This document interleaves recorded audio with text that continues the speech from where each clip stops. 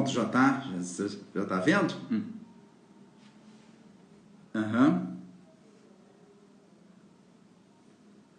Já tem gente entrando, né? Exato. Tá, já. Obrigado, Serginho. Até já. Muito obrigado. Tchau. Tchau. Boa tarde a todos, né? Vocês estão me ouvindo direitinho? Se alguém puder dar um sinal, por favor, que sim, eu agradeço, né? Bem, já estão botando os coraçõezinhos aí, então parece que está tudo em ordem, né? Enfim, boa tarde, né?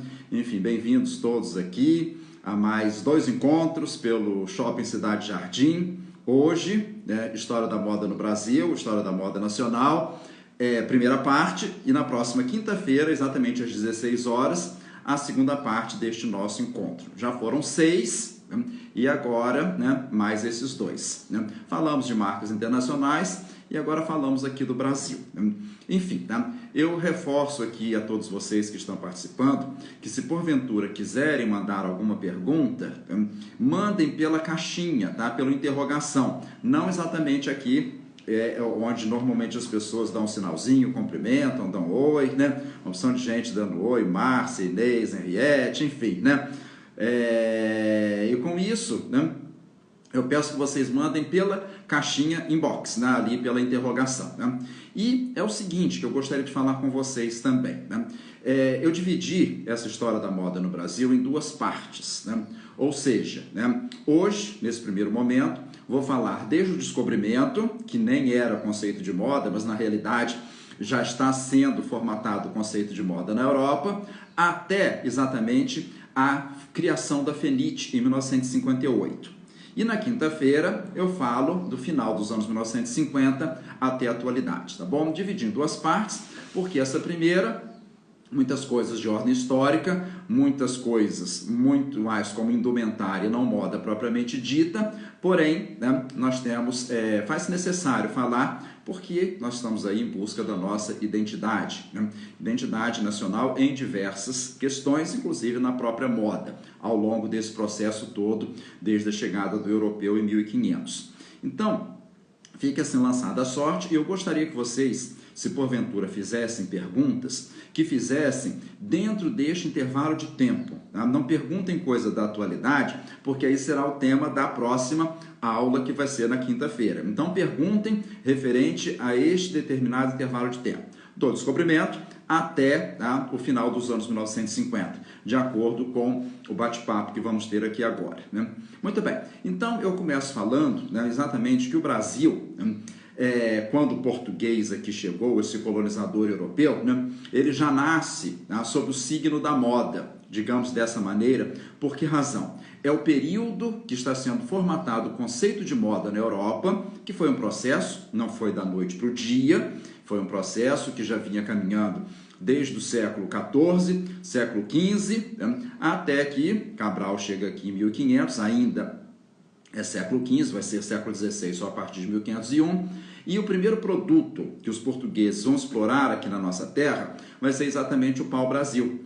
E esta madeira vai dar uma tinta vermelha que vai beneficiar os tecidos na Europa, uma vez que os vermelhos sempre estiveram associados ao prestígio, isto desde Roma Antiga, o prestígio secular. E, portanto, né, temos aí essa realidade. As pessoas estão colocando que está travado. Está travado de fato ou não? Por favor, se alguém puder dizer, né? Enfim, né? Bem, estão chegando aqui alguns comentários. Por favor, me digam se estiver travado ou não, para que possa resolver. Não, então tá bom, vamos lá, né? Então, quando o português aqui chega, ele vai explorar esta madeira que aqui estava, né? E, consequentemente, né, nós vamos dar esse produto para a Europa, que era esse tingimento, a tinta vermelha, né? Há um fato muito curioso, né, para entender até o nome do Brasil, né? Enfim, o que seria, né? O índio chamava a nossa terra de Pindorama, que significa terra das palmeiras, né? Enfim, o português vai chegar aqui, vai chamar de terra de Veracruz, terra de Santa Cruz, terra dos papagaios, até que chega o nome Brasil, né? Mas de onde vem esse nome Brasil? Quando nós aprendemos na escola, quando crianças, por causa do pau-brasil.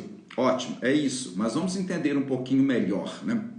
O índio, o nosso nativo, chamava essa árvore de ibirapitanga, ou seja, pau vermelho, madeira vermelha, que dava uma tinta avermelhada. O português vai chamar de pau de tinta e o francês, especialmente durante a invasão francesa, vai chamar de pau de brasa, em francês, bois de braise. Né? Conclusão, deste braise, né, vai dar Brésil em francês e vai dar Brasil para a gente. Então, o nosso nome tem uma significativa influência francesa, o nome do nosso país. Entre outras coisas, herdamos da França inúmeras referências que eu até já falei em outros momentos, dentro de outras lives. Né?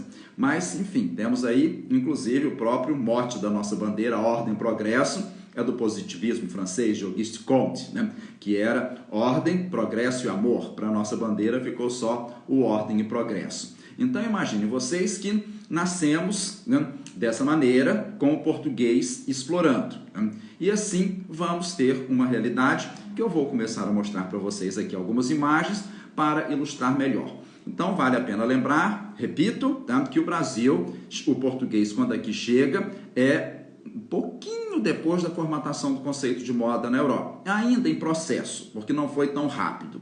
O documento mais antigo que nós temos acesso, um documento francês, é de 1482, mas o processo já vinha acontecendo mesmo antes deste documento. Porém, vamos ver algumas imagens que aí fica um pouco mais fácil para que eu possa ilustrar melhor aqui e que vocês possam também entender. Epa, não é essa, ainda não é essa, né? Meu dedo esbarrou, mas eu já troco, né? Enfim, então começo exatamente com essa daqui.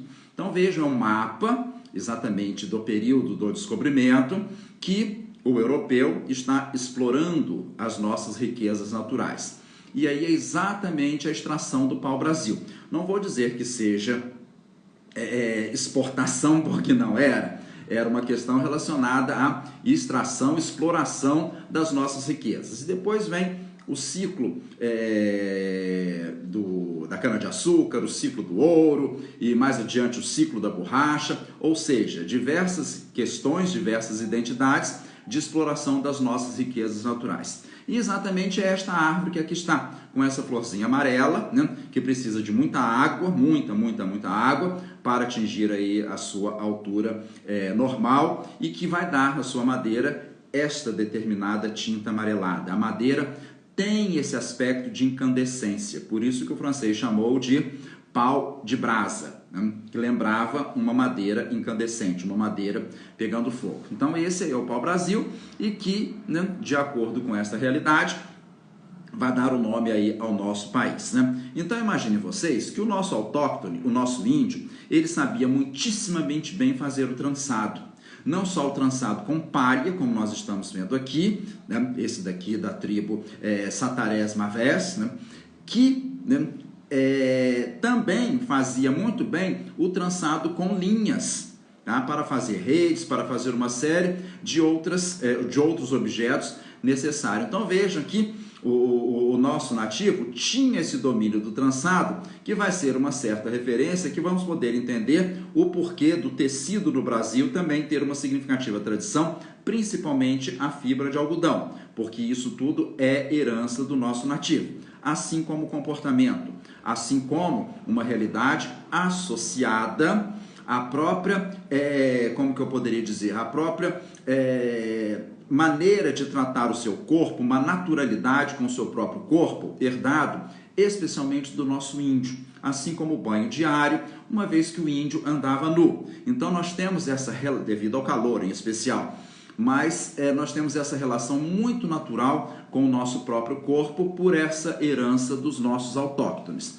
E dentro desses trançados, aqui da tribo Cuicuró, né, que, né, na realidade, Cuicuro, né, que também tem diversos trançados, e vejam aí esses trançados que formam elementos geométricos. É muito comum, tá, o geométrico é uma espécie de ponto contado, né? Se você está fazendo um cesto que precisa circundar, você divide as partes iguais e vai fazer direitinho isso, conforme nós temos aqui nessas imagens, né, de expressão de grande beleza, né? Assim como as redes. A rede é uma coisa muito, muito brasileira. A rede é o local onde ele dorme, onde ele descansa, onde ele namora, onde ele é enterrado, inclusive. Então, a rede faz parte da nossa memória cultural, não resta dúvida disso. Inclusive, quando Niemeyer vai se inspirar para fazer as colunas do Palácio da Alvorada em Brasília, entre uma coluna e outra, aquela onda é inspirada exatamente na rede, que é uma coisa muito brasileira. Recentemente houve até uma exposição aqui no centro da cidade de São Paulo, no Centro Cultural Banco do Brasil, falando da rede, né? Como nós temos essa relação com a rede que serve para absolutamente tudo. Até mesmo para viajar em determinadas embarcações fluviais, é comum que as pessoas viajem aí deitados em rede. Enfim, faz parte da nossa realidade, né?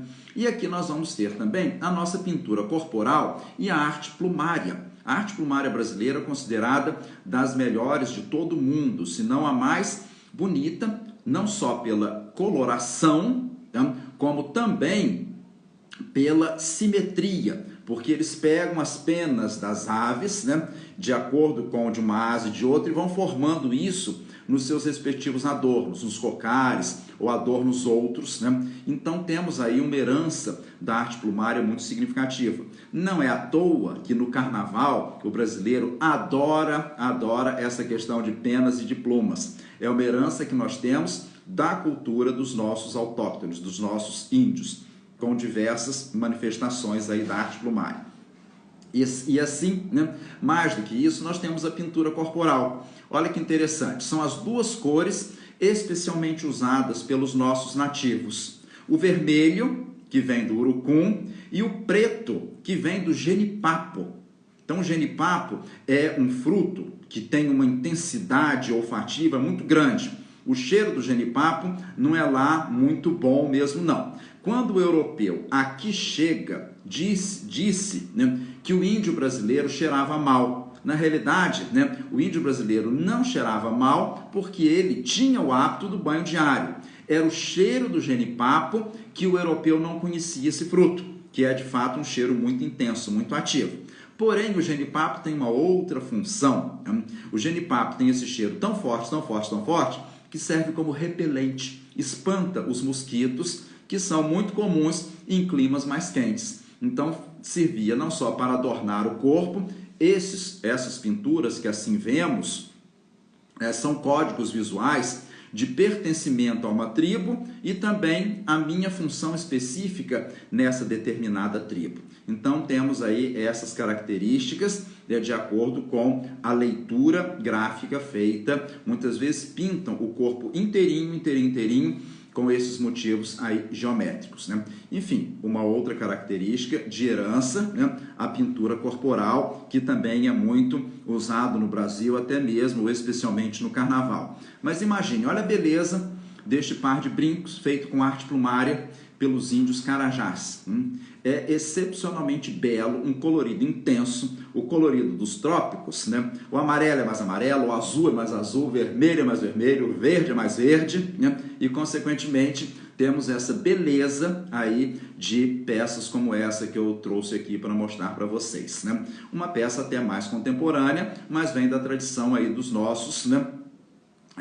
Que os nossos índios assim trouxeram, né? Muito bem, né? Então começa todo o período aí de colonização e vão chegar aqui os bandeirantes, né? Especialmente a figura masculina, e vejam vocês, né, que eles estão trajando uma roupa típica da roupa europeia desse período já do Renascimento, porém bem mais modesta, muito mais modesta. A roupa europeia era adornada com rendas, era adornada com, principalmente a masculina, com uma série de outros códigos visuais associados aí ao prestígio, mas traz essa herança, essa característica de alguma coisa que vem da sede, da matriz, né, para exatamente a colônia. Porque a história do Brasil é dividida pelo menos em três partes, desde a chegada do europeu, né? Brasil colônia, Brasil império e Brasil república. Quando falamos de moda, especialmente, estamos mais voltados para o Brasil república. Mas é lógico que, num processo de ordem histórica, faz-se necessário entender um pouquinho o que foi de indumentária em outros determinados períodos, né? E vejam que logo, né, por volta de 1530 para 1540, já começa o processo de escravidão no Brasil, e especialmente no Pernambuco, né? Os primeiros escravos chegaram no estado do Pernambuco, por causa de quê? Do ciclo da cana-de-açúcar, né? E aí nós vamos ter essa realidade, que são roupas tremendamente modestas, não se pode falar de conceito de moda. São roupas no sentido de cobrir o corpo, né, com algumas peças bifurcadas, algumas peças superiores que podem se assemelhar a alguma túnica, mas sem caráter de sofisticação, sem caráter de moda em absoluto. E isso foi por séculos, séculos e séculos, né? Até que vai chegar um determinado momento, e este determinado momento é exatamente em 1808 que vai chegar a família real aqui no Brasil. Ou seja, Dom João e Dona Carlota saem de Lisboa, singram os mares e chegam primeiramente em Salvador, que era a capital do Brasil, mas depois, né, ficaram aproximadamente um mês e depois partem para o Rio de Janeiro, onde a corte se estabeleceu de fato, né? Então imagine vocês, né, que Portugal sempre quis fazer do Brasil um local de exploração das nossas reservas naturais. A Portugal não queria fazer do Brasil uma nação, diferentemente da Inglaterra, que quis fazer dos Estados Unidos uma nação, tá? E com isso, tá, antes mesmo da chegada de Dom João e Dona Carlota e toda a corte, que na realidade eles vinham fugindo de Napoleão Bonaparte, o que acontece, tá? Dona Maria I, a mãe de Dom João, já tinha baixado determinadas pragmáticas em Lisboa, proibindo, tá, a produção de livros no Brasil, ou edição de livros, fica melhor assim dizer, né? Proibindo a fabricação de tecidos de boa qualidade aqui no Brasil. Aqui podia ser feito somente algodão barato para roupa de escravo, por uma série de razões, em especial as imposições da Inglaterra, uma vez que Portugal devia dinheiro à Inglaterra, aos ingleses. E, consequentemente, né, os ingleses, já no processo de Revolução Industrial, né, porque a Revolução Industrial vai começar por volta de 1780, e com isso, né, obrigando, né, por tabela, que o Brasil não pudesse produzir tecidos de boa qualidade, para que os tecidos de boa qualidade fossem comprados da Inglaterra, né, passando por Portugal para chegar no Brasil, né? E então isso daqui foi produzido, apesar do Brasil ter a tradição do trançado, como eu disse agora há pouco, né? E desta forma, tá, o que vai acontecer? A fiscalização da coroa era muito na região litorânea, e com isso, as pessoas que quisessem fabricar algum tecido iam mais para o interior, que estavam mais, né, digamos assim, não ficavam tão vulneráveis à fiscalização. É por isso que o interior do Brasil, especialmente Minas Gerais, vai ter uma tradição imensa no fabrico de tecido. E ainda hoje, tá? Tudo bem que nos anos 1950, os melhores algodões do Brasil eram beneficiados no Rio de Janeiro. Mas hoje, agora já no século XXI, os melhores algodões do Brasil são beneficiados em Minas. Minas não tem a tradição de produzir algodão. O algodão é produzido no centro-oeste, o algodão é produzido no nordeste do país, mas tem o melhor beneficiamento dessa fibra, que é uma característica da nossa botânica e da nossa realidade para o aproveitamento têxtil, né? Enfim, então, temos aí essa realidade. Dom João e Dona Carlota chegam. Quando Dona Carlota chega no Rio de Janeiro, a corte fica espantada com as novidades. Afinal de contas, no Rio, as pessoas, principalmente as mulheres, usavam capas de lã pretas, parecendo com as típicas roupas das islâmicas. Lembrando que o Brasil é católico e, mais do que isso, né, essas roupas eram de lã, né, lã escura. Imagina o calorão que essas pessoas sentiam. Eram chamadas de biocas, essas capas de lã escuras usadas no Rio de Janeiro.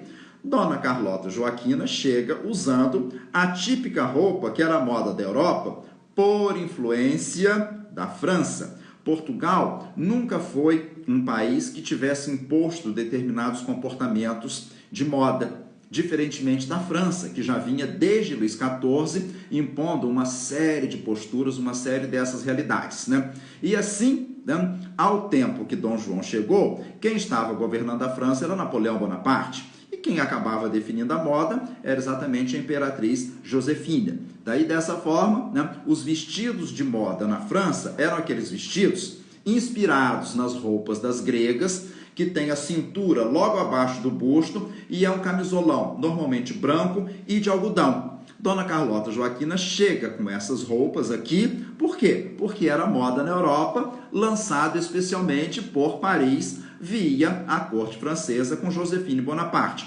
Essa moda feminina, né? E dessa maneira, quando ela chega no Rio, esses vestidos são chamados de vestidos a Lisboa.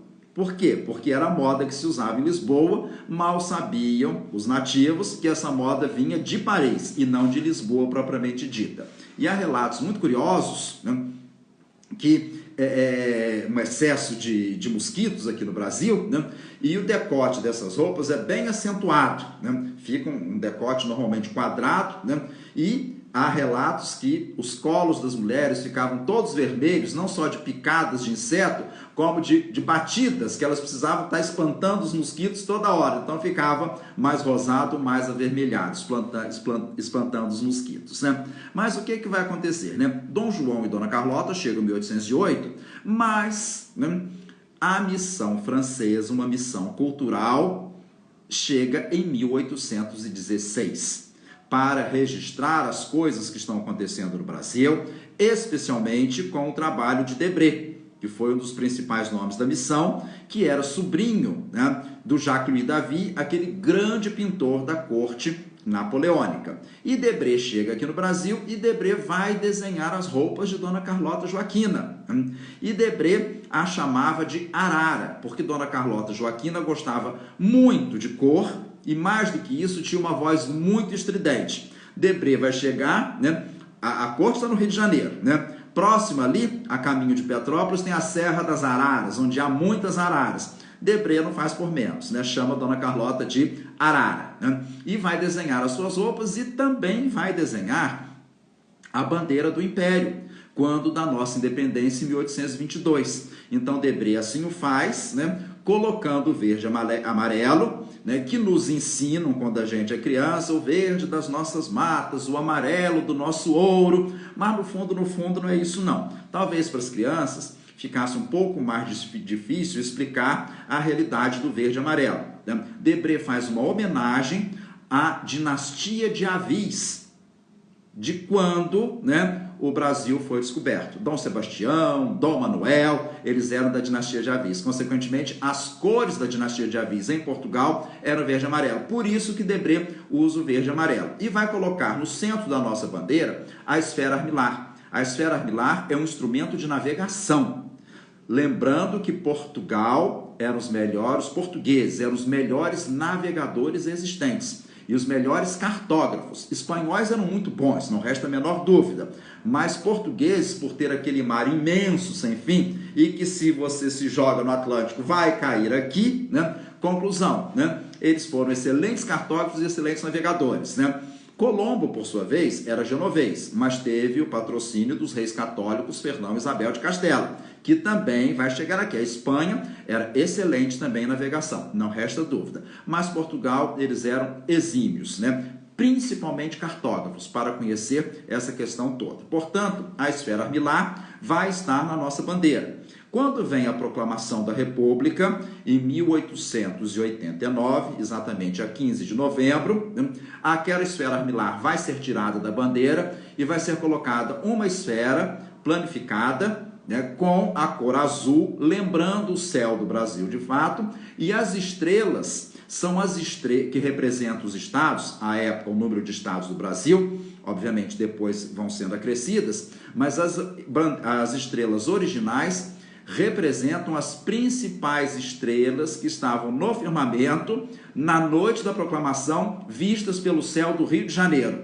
Portanto, há todo um fundamento, o porquê desta realidade na nossa bandeira. Então, Dona Carlota está, depois Dona Carlota volta aí para Portugal. E este senhor aí, Jean-Baptiste Debré, que foi o responsável pelas roupas de Dona Carlota e de muitos registros do nosso cotidiano, que são pinturas e desenhos dos mais maravilhosos. Então, Debré vai retratar fauna, flora, arquitetura, hábitos como esse daqui, vejam, né? Estão saindo de um determinado lugar, possivelmente, né? Saindo de uma igreja ou de alguma celebração, porque a senhora ali que nós entendemos como mãe usa um véu, né? Mas vejam, tem o pai, né? Primeiro, a filha mais nova, a filha outra, a esposa, né? E depois vem, tá, os serviçais, inclusive carregando bebezinhos no colo. E andavam exatamente dessa maneira, como se fosse uma fila indiana, como nós assim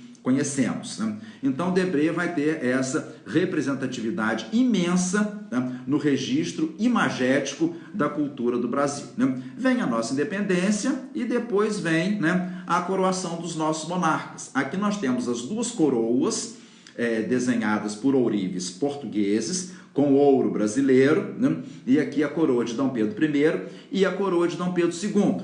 E aqui que está lá no Museu Imperial de Petrópolis, a capa, tá? E o peitoral com pena de arara, que Debré desenhou para a coroação de Dom Pedro II, exatamente em 18 de julho de 1841. Né? Qual era a tradição dos mantos europeus? Tá? Imagine, né? Era o uso do arminho. Arminho é um bichinho, arminho ou ermínia, que tem o pelinho todo branco. E no inverno a pontinha do seu rabo fica pretinha. Então aqueles mantos que nós vemos, Luís XIV, Luís XV, Luís XVI, até mesmo a Rainha Elizabeth, Príncipe Charles, Príncipe William, eles têm manto de arminho. Eu já vi os monarcas ingleses atualmente em fotografia usando o manto de arminho. Era uma tradição que vinha desde a Idade Média. A simbologia desse arminho régio.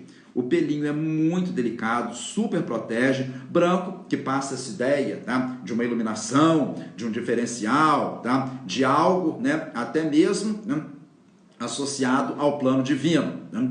Enfim, então, como no Brasil nós não temos o arminho, é um bichinho típico de lugar extremamente frio, né? O que o Debré faz? Faz esse manto verde e amarelo com as penas do peito de arara, da Serra das Araras. Eu costumo falar isso, meus alunos, mas professor, peraí, as aves têm a muda anualmente, elas perdem as penas, né, e nascem outras penas, é da natureza das aves, né? Conclusão, olha o verde e amarelo, né, dinastia de aves, né, e em homenagem à arte plumária brasileira também. Então, por isso que Debré vai fazer o manto com as penas do peito de arara, né? E aqui nós temos a Princesa Isabel, assim intitulada de A Redentora, né? Vejam que a roupa que a Princesa Isabel usa, né, é o chamado devant-droit, em francês.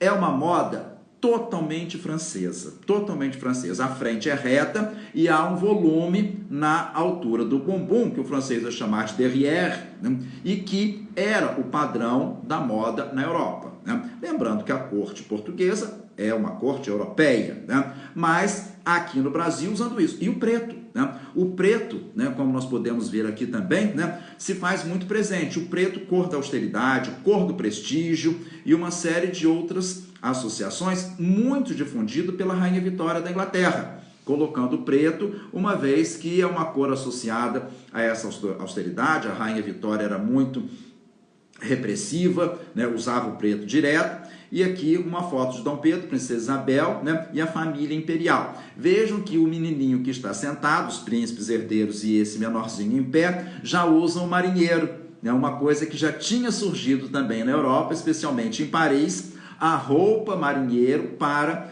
a realidade infantil. Porque, né, começa a história do banho de mar, o hábito do banho de mar, isso no final da era vitoriana, e vê-se os marinheiros, e para crianças são estilizadas essas roupinhas de azul marinho e branco, né? Mas aqui uma fotografia em Petrópolis, lá no Palácio Imperial, que nos mostra, tá, toda essa realidade, inclusive a barba de Dom Pedro, Porque é moda o homem ter barba. O homem passa a ideia de respeito, de prestígio, através da sua barba, através do seu bigode, do cavanhaque, das costeletas, e passa a ideia também de masculinidade. Além de ser também padrão de beleza masculina nesse período do século XIX, independe do nosso monarca, mas especialmente para os barões do café, a barriga. Quanto mais barrigudo fosse o homem, mais passava a ideia de fartura e, por extensão, ideia de beleza. Um padrão completamente diferente da realidade aí de hoje, né? Enfim, e na tentativa de segurar o império, a monarquia do Brasil, houve o último baile da corte na Ilha Fiscal do Rio de Janeiro.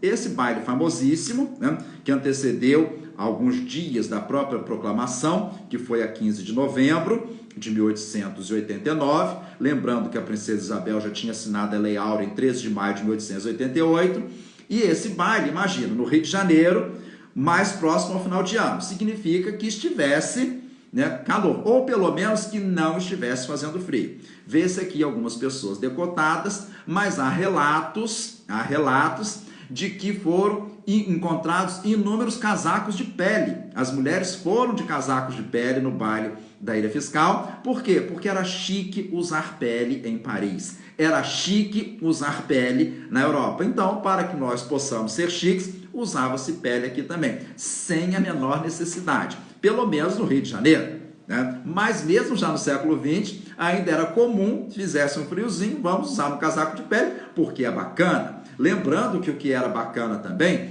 nessa época do século XIX, lavar roupa tinha que ser em Portugal. Consideravam que no Brasil, principalmente na capital, que era o Rio de Janeiro, né, não se lavava nem engomava roupa muito bem. Então as pessoas mandavam os baús com as roupas sujas para Lisboa, esperando que a embarcação voltasse depois de tantos meses para trazer as roupas limpas e passadas, né? É uma realidade do ar do determinado tempo, né? Enfim, a Jaque está falando que fez esse passeio na Ilha Fiscal, né? E vem exatamente a proclamação da República com o Marechal Deodoro da Fonseca, veja a barba, né? E a 15 de novembro de 1889. Aí eu já entro numa realidade um pouco mais associada à questão de moda, tá? Porque é quando nós vamos ter uma certa identidade, né? Para mim, duas pessoas são muito significativas involuntariamente na moda do Brasil, que foram Dom João, que trouxe uma nova realidade da Europa e que mudou o comportamento dos vestíveis no Brasil, principalmente no Rio de Janeiro, e depois Collor de Mello, quando foi presidente, no final dos anos 1980 e início dos anos 1990, antes do seu impeachment, que abre o Brasil às importações.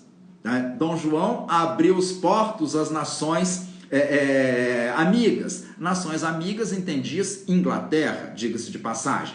E dessa forma, essas duas atitudes mudaram significativamente a postura das nossas roupas aqui em Terra Brasilis, né? E assim, né, é por isso que eu costumo fazer uma diferença, eu costumo falar da diferença entre moda no Brasil e moda brasileira. Moda no Brasil é tudo que se usa de moda de qualquer referência aqui. E moda brasileira é quando nós olhamos para o nosso próprio umbigo. É quando nós pegamos as nossas próprias referências para criarmos alguma coisa com essa identidade.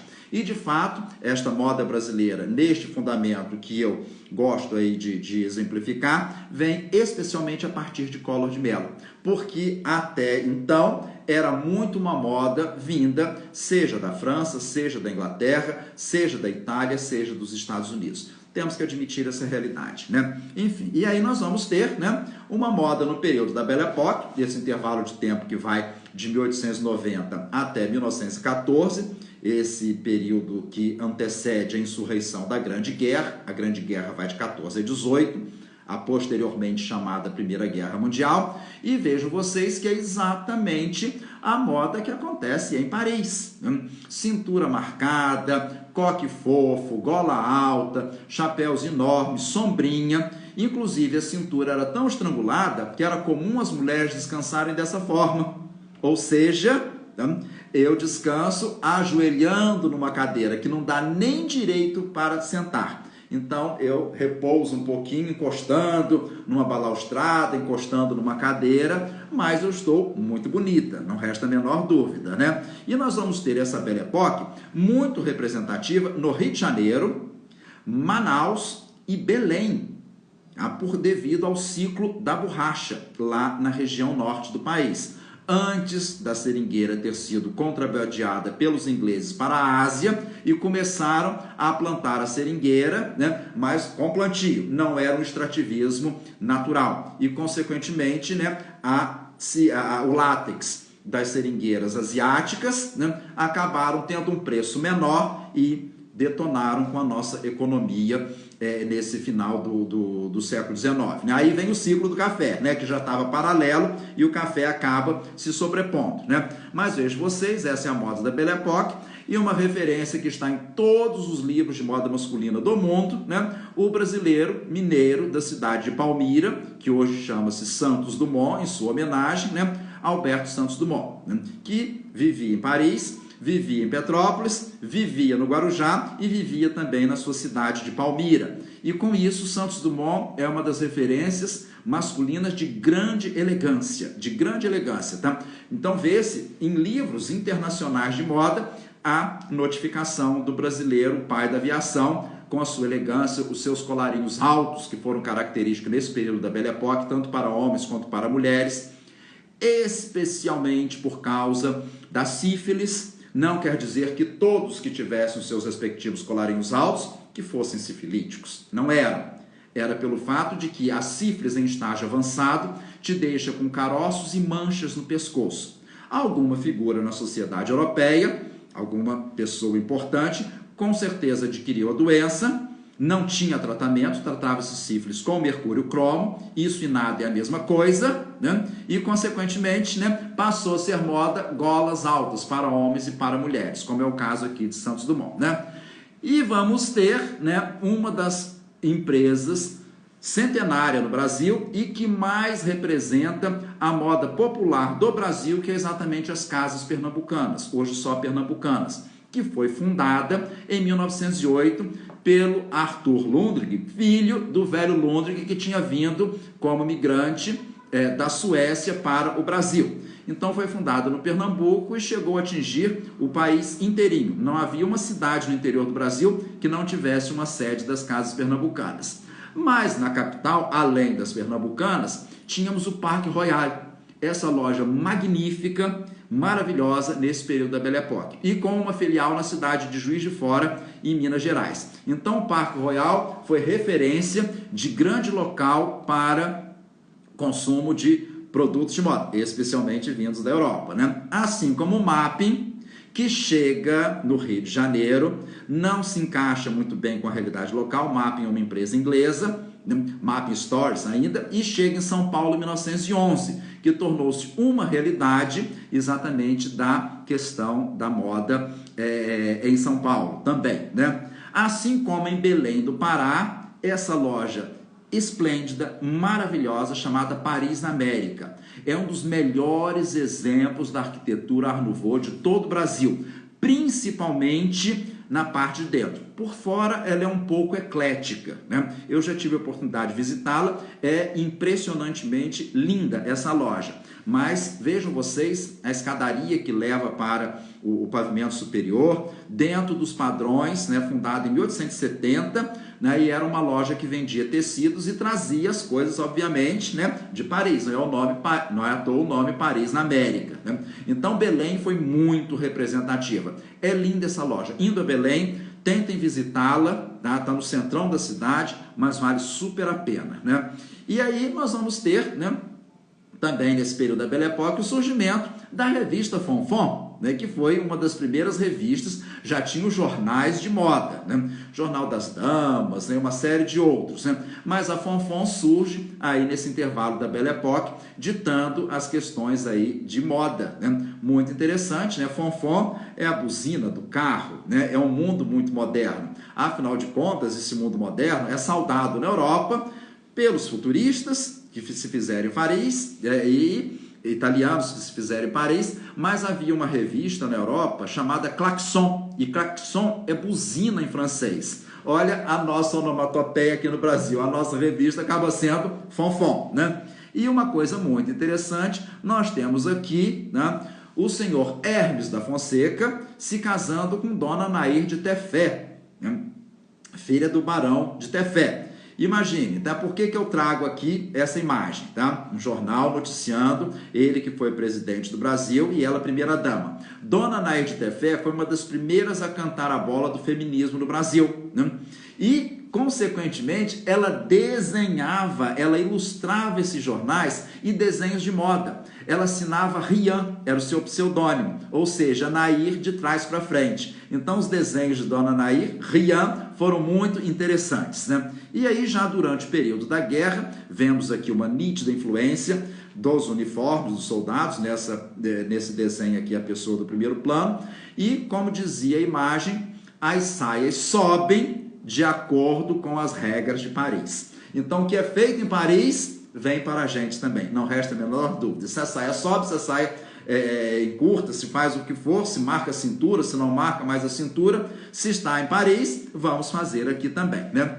E adentrando na década de 20, eu trago aqui uma referência da semana de 22, o cartaz e a capa do catálogo, né, que vai trazer essa realidade moderna para o Brasil. Por que 22? Porque comemorava-se os 100 anos da nossa independência. Aconteceu aqui em São Paulo, no Teatro Municipal, durante 3 dias do mês de fevereiro. E vai colocar o Brasil dentro desse cenário mais moderno, nas artes, né, e por extensão, né, em outras áreas dos fazeres artísticos, né. Imagine vocês, lá fora eles conhecem a semana de 22 como futurismo brasileiro, né, e vejam só vocês, Tarsila, Pagu, né, olha como elas se vestem, né, a semelhança da moda na Europa, principalmente a moda francesa. Então, mesmo defendendo as questões, né, relacionadas à brasilidade, ainda recebe essa influência francesa. Inclusive, Tarsila do Amaral, quando se casa, ela vai se casar com uma roupa assinada por Poiret,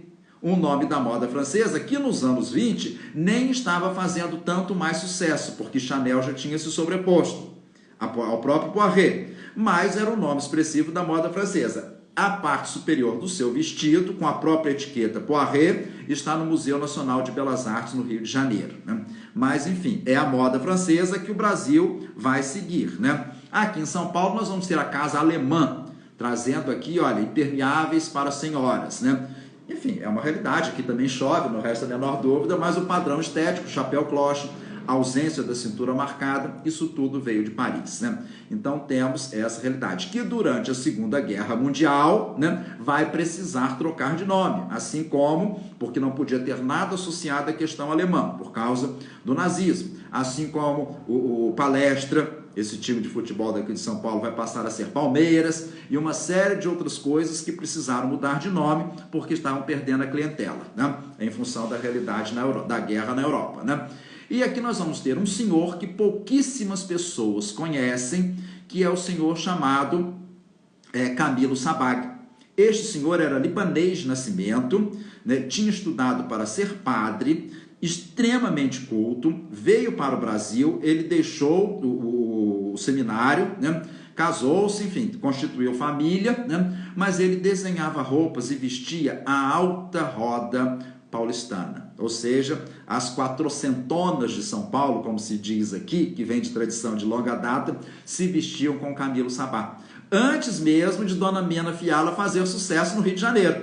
O MASP tem 4 ou 5 peças assinadas pelo Camilo Sabag no seu acervo, né? Então, esse senhor foi um dos primeiros nomes da moda nacional, né? Vamos ter as ilustrações de J. Carlos, olha que interessante, a Melindrosa, né, toda charmosinha, com a roupa mais curta, né, com o vestido mais curto, o chapéuzinho cloche, a boquinha de coração, e olha o mundo de homens atrás da Melindrosa. Essa capa é muito gostosa de se ver essa caricatura, essa brincadeira do J. Carlos, que foi um grande ilustrador, né? Nos anos 20 também vamos ter a criação da revista Cruzeiro, né, que vai ser um grande sucesso, especialmente nos anos 1950. Já nos anos 30, nos anos 40, mas vai fazer mais sucesso ainda nos anos 1950, não resta dúvida, né? E aqui uma imagem da moda no Rio de Janeiro, moda praia. Afinal de contas, os anos 20, né? Copacabana Palace foi inaugurado em 1922, o Rio ainda é a capital do Brasil, temos todo esse glamour e já cada vez mais o Rio de Janeiro formatando aí, solidificando a sua vocação para a moda praia, né? E já que estamos no Rio, novamente, né? Dona Mena Fiala, esta petropolitana que foi para o Rio de Janeiro, o nome dela era Filomena. Ali saiu, está escrito Meda, desculpa, gente, foi uma falta de revisão da minha parte, é Mena, Mena de Filomena, desculpa, né? Um erro imperdoável, né? Dona Mena, me perdoe, onde a senhora estiver, né? Que inclusive foi ela que desenhou o fardão da Academia Brasileira de Moda, né? Então, Dona Mena era petropolitana, vai para o Rio de Janeiro, enfim, e recebe um convite, né, de Jacó Pélix para fundar a Casa Canadá, como peleteria em primeiro lugar, ou seja, uma peleteria em pleno Rio de Janeiro, depois passou a ser a Casa Canadá.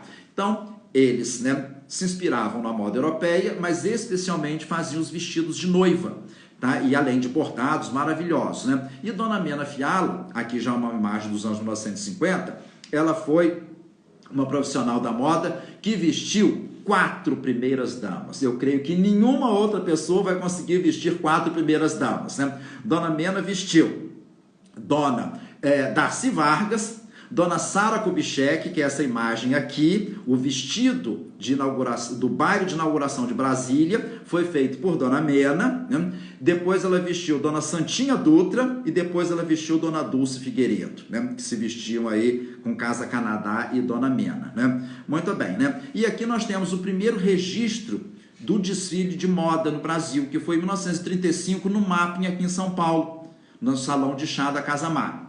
Os desfiles já aconteciam desde os anos 1920, porque há registros escritos, anúncios em jornal, mas não se tinha fotografia. A fotografia mais antiga é exatamente essa que vocês estão vendo, datada de 1935. E aí, né, a questão, né,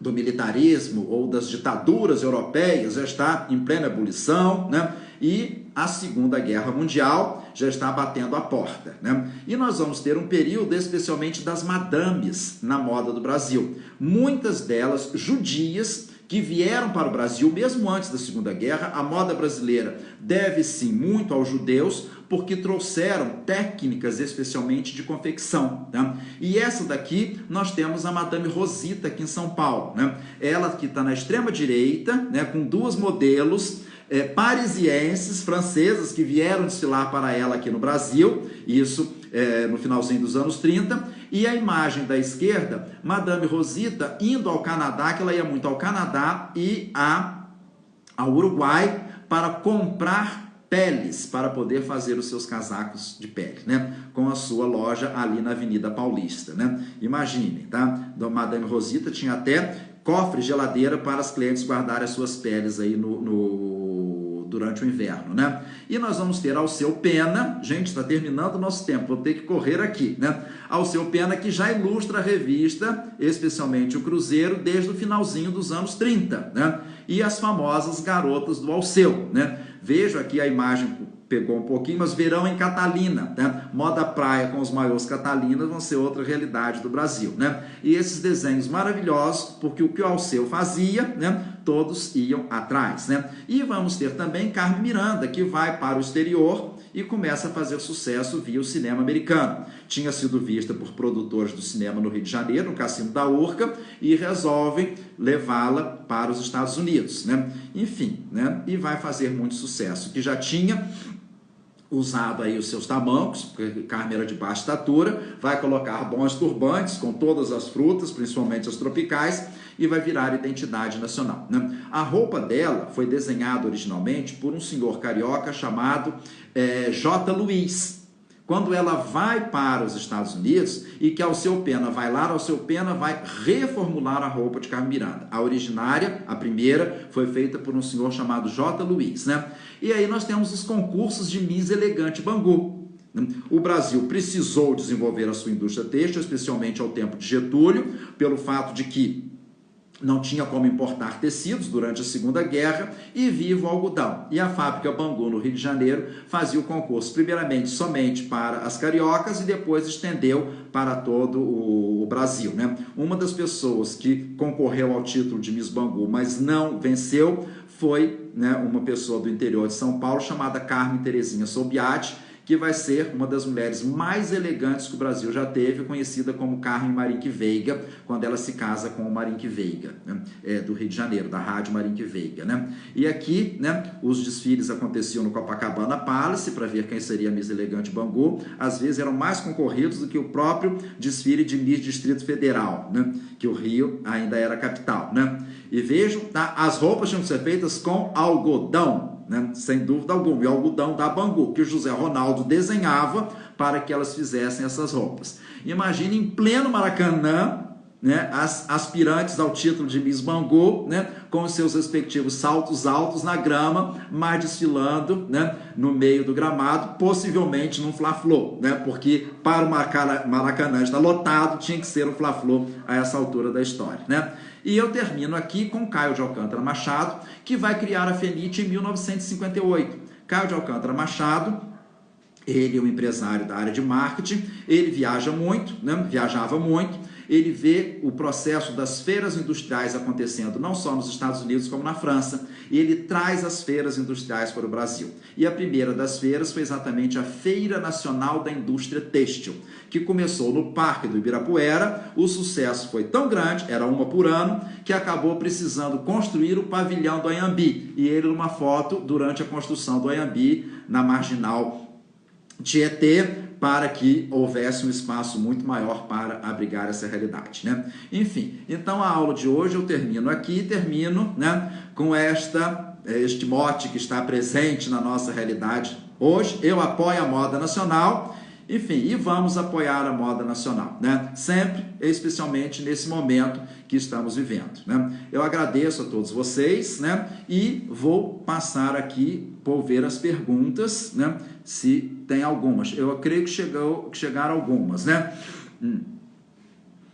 Vamos ver. E a Imperatriz Leopoldina teve influência na moda? Lembro de ter lido que ela tinha o costume de usar. Sim, de certa forma ela influenciou por ser a monarca, né? Mas uma moda não portuguesa, mas uma moda francesa, né? Professor, suas lives ficam salvas em alguma plataforma? Fica lá no próprio Insta do Cidade Jardim Shopping, né? Deixe-me ver alguma outra pergunta, né? Professor, que documento é esse, de 1482, que o senhor fala? Trata-se de alguma lei suntuária? Não é exatamente bem uma lei suntuária, é um documento francês que aparece a palavra moda. Não é um documento de moda, mas aparece a palavra moda, né, no sentido de maneira coletiva de se vestir. É o documento mais antigo encontrado que usa a palavra moda nesse sentido, né? Enfim, né? A moda nacional começou a ter influências africanas em qual altura da história? Tá? Vejam que durante, tá, o processo de escravidão, né, os africanos vindo para ser escravos aqui, trouxeram referências comportamentais, trouxeram o gosto pelo colorido, trouxeram o gosto pelo estampado, trouxeram, tá, o uso, tá, de tecidos mais populares, né? Trouxeram muito o gosto pela renda também, tá? Na renda é europeia, tá? Mas vem como adorno, especialmente nas roupas, né, associada aos cultos, né, afro-brasileiros, né? Então tem essa influência significativa, né? E vai influenciar, continua influenciando até hoje, né? Sem marca de dúvida.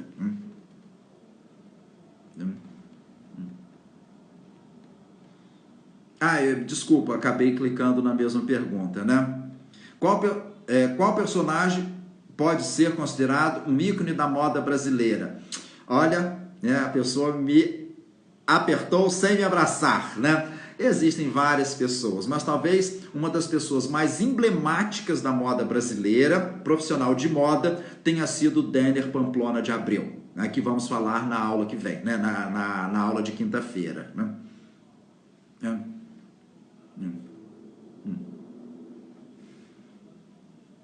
O Miss Elegante Bangu originou Miss Brasil? Não, pelo contrário, né?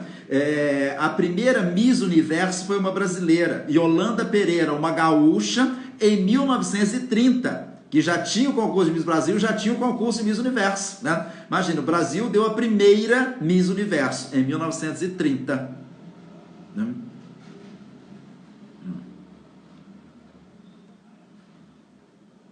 João, em 1844, Valência fabricava tecidos na Bahia. Ela foi mesmo uma das a primeira fábrica de tecidos no Brasil. Eu não posso afirmar que tenha sido, né, a primeira, tá? Eu não saberia te responder. Mas a indústria têxtil no Brasil começou especialmente na Bahia. Talvez seja, né, às margens do rio Una, na Bahia, que, obviamente, para você fabricar tecido precisa ter água para todo o beneficiamento. Mas foi às margens do rio Una, na Bahia, que começou todo esse processo.